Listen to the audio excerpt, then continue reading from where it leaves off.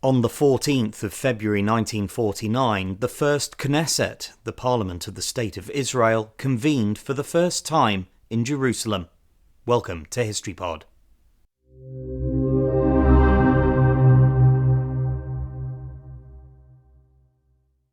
The roots of the Knesset lay in the political institutions of the Jewish community in Mandatory Palestine. Before independence, bodies such as the Assembly of Representatives and the Jewish National Council had managed communal affairs under British rule. When the State of Israel was proclaimed on the 14th of May 1948, the Provisional State Council assumed temporary legislative and executive powers and organised elections for a permanent parliament. Israel's first general election was held on the 25th of January 1949, amid an ongoing war with neighbouring Arab states. Nevertheless, voter turnout was high within a system of proportional representation that encouraged multiparty politics and coalition governments.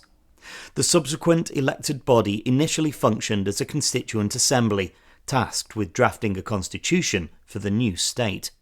When it convened for the first time on the 14th of February 1949, the Assembly named itself the Knesset after the Knesset Haggadolah, or Great Assembly, associated with Jewish tradition in the early Second Temple period.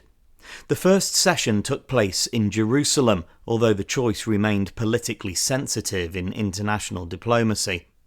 Chaim Weizmann, Israel's first president, was elected shortly afterwards, with David Ben-Gurion as Prime Minister.